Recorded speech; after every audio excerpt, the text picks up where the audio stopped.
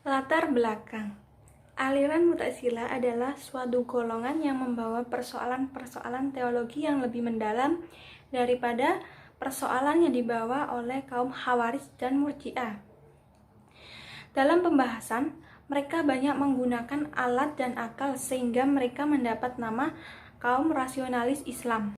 Pengertian Mu'tazilah.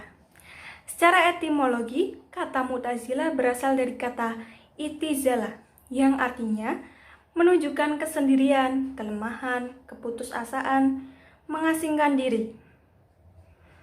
Sedangkan secara terminologis, pengertian Mu'tazilah berarti orang yang memisahkan atau mengasingkan diri dari golongan-golongannya. Secara teknis, istilah Mu'tazilah menunjukkan pada dua golongan, yaitu golongan pertama muncul sebagai respon politik murni. Golongan ini sebagai kaum netral politik. Golongan kedua muncul sebagai respon persoalan teologi. Mereka berbeda pendapat dengan golongan Khawarij dan Murji'ah mengenai pemberian status kafir terhadap pelaku dosa besar.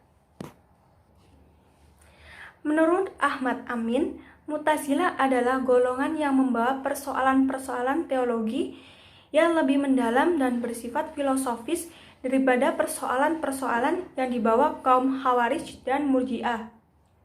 Dari pembahasan tersebut dapat disimpulkan bahwa aliran Mu'tazilah adalah golongan yang menganggap pelaku dosa besar sebagai orang yang fasik dan berpikir rasional, tetapi dalam penerapannya mengesampingkan Al-Quran dan hadis. Sejarah aliran Mu'tazilah.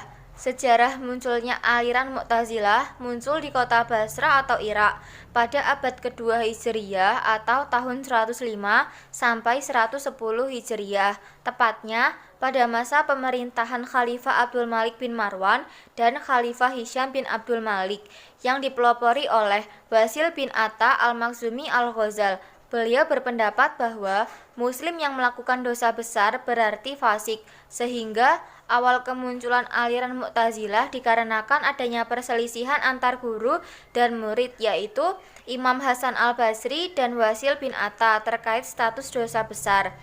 Banyak pendapat tentang kemunculan kelompok Mu'tazilah. Yang pertama, karena Wasil al-Atta menyela Hasan al-Basri ketika majelis dilaksanakan terkait pelaku dosa besar dengan menyebutnya sebagai orang yang fasik, sehingga membuat Wasil al-Atta disebut Mu'tazilah karena keluar dari barisan majelis tersebut. Yang kedua adalah dikemukakan oleh Tasi Kubrazadah yang menyatakan bahwa Qatadah bin Dam'ah masuk ke majelis Amr bin Ubaid yang dikiranya sebagai majelis Hasan al-Basri. Tetapi setelah mengetahui bukan majelis Hasan al-Basri, ia pergi dan mengucapkan, "Ini kaum Mu'tazilah." Sejak saat itu kaum itulah disebut sebagai Mu'tazilah. Yang ketiga, Ahmad Amin berpendapat istilah Mu'tazilah ada sebelum perselisihan antara Wasil al-Atta dan Hasan al-Basri, tetapi digunakan sebagai orang yang tidak ikut campur dalam masa dua khalifah terakhir. Namun, asal-usul Mu'tazilah ini memang sulit karena berbagai pendapat diungkapkan oleh para ahli, tetapi belum adanya kata sepakat antara mereka dari nama asal-usul nama Mu'tazilah. Pemikiran utama Mu'tazilah. Aliran ini memiliki 5 pokok ajaran yang disebut usul khamsah, yaitu 1. At-Tauhid atau pengesaan Tuhan. Ketauhidan golongan Mu'tazilah adalah Tuhan bersifat qadim, berbilang-bilang. Mereka menafikan sifat Allah. Allah bersifat alimin. Allah tidak bisa dilihat. Mereka menolak aliran Mujasimah. Tuhan bukan benda dan Al-Quran itu baru diciptakan. 2. Al-Adlu atau keadilan. Keadilan Tuhan menurut Mu'tazilah, Tuhan menguasai kebaikan dan keburukan. Manusia bebas berbuat karena kekuasaan. Makhluk diciptakan atas kebijaksanaan. tidak percaya manusia memiliki kodrat dan iradat, dan manusia dapat dicegah melakukan kodrat dan iradat. Yang ketiga, al-wa'du wal wa'id, janji dan ancaman. Ajaran ketiga ini sangat erat hubungannya dengan ajaran kedua, janji dan ancaman, menunjukkan bahwa Tuhan Maha Adil dan Maha Bijaksana.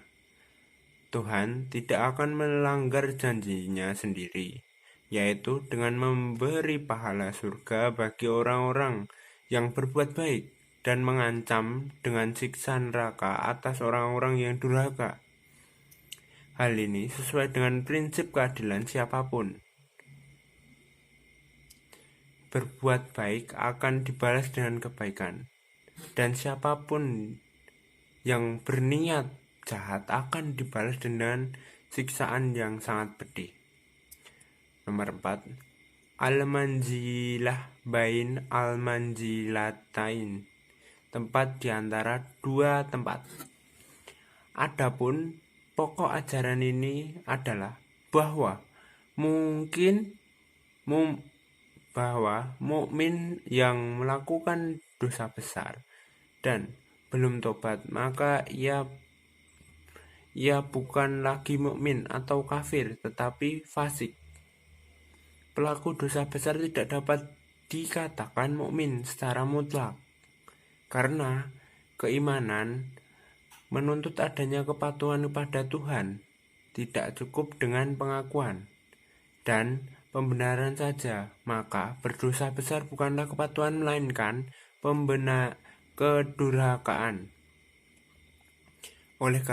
Oleh sebab itu, pelakunya tidak dapat dikatakan kafir secara mutlak karena ia masih percaya pada Tuhan, Rasul-Nya, dan dapat mengerjakan pekerjaan yang baik di lain waktu atau di lain hari atau di waktu-waktu lain.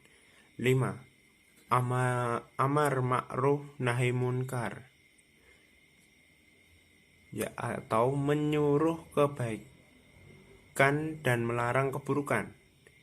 Dasar yang kelima ini berkenaan dengan amalan lahir, sebab menurut mereka orang yang menyalahi pendirian mereka dianggap sesat dan harus dibenarkan secara diluruskan. Kewajiban ini harus dilaksanakan oleh setiap muslim untuk menegakkan agama serta memberi petunjuk kepada orang-orang yang sesat.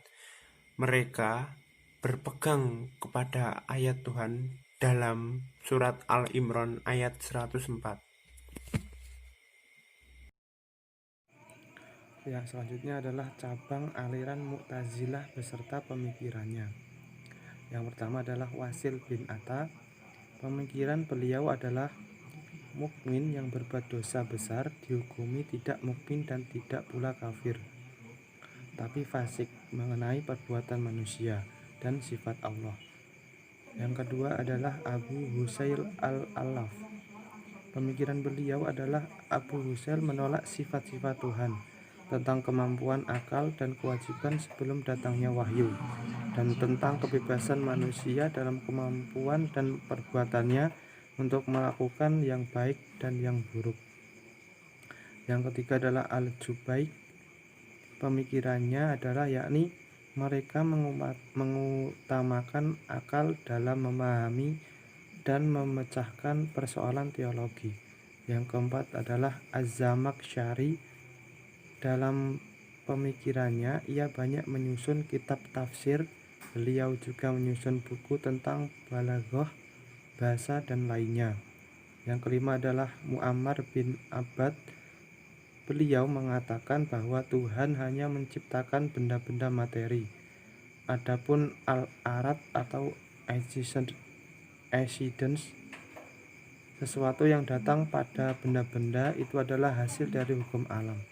Yang keenam adalah al-zahid.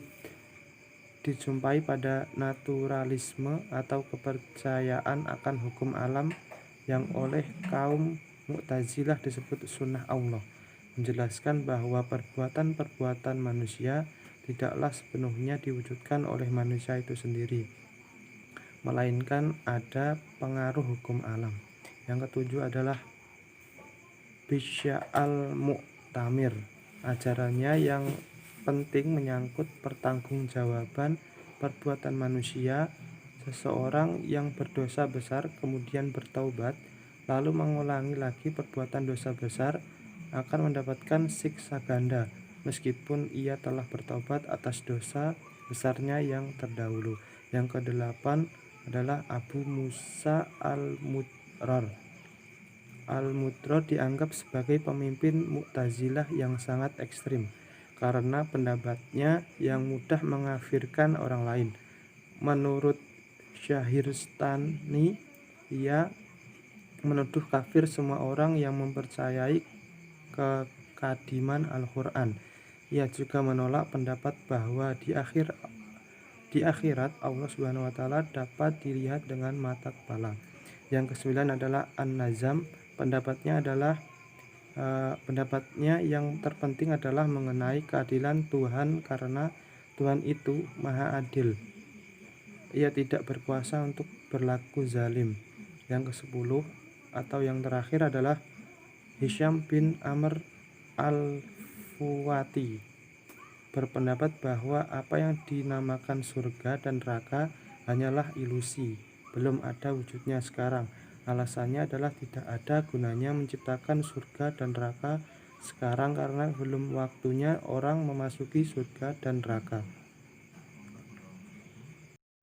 Relevansi dianutnya aliran Mu'tazilah di masa milenial. Dengan tegas mengatakan bahwa aliran Mu'tazilah di Indonesia tidak ada, karena aliran Mu'tazilah mempunyai usul khamsah. Belum tentu pokok-pokok ajaran dasar Mu'tazilah itu cocok untuk umat muslim di Indonesia, tetapi cara berpikir yang rasional di bawah aliran teologi Mu'tazilah itu cocok untuk kita, umat Islam di Indonesia, dan pemikiran rasional memang sudah berjalan di kalangan kaum terpelajar. Jadi, yang diperlukan bagi umat Islam di Indonesia yang sedang giat membangun adalah pemikiran rasional yang dibawa Mu'tazilah. Bukan Mu'tazilahnya atau usul khamsah, tetapi teologi yang dinamis, yaitu percaya pada kekuatan akal manusia, percaya pada ilmu pengetahuan, dan percaya pada hukum alam. Ini yang penting. Untuk menghadapi perkembangan iptek sekarang ini, umat Islam harus menerapkan teologi rasional, bukan memakai teologi tradisional, karena jika kita memakai teologi rasional, kita mudah menghadapi permasalahan yang sedang kita hadapi sekarang ini dalam mengikuti lajunya perkembangan dunia, tetapi tidak mengesampingkan Al-Quran dan hadis.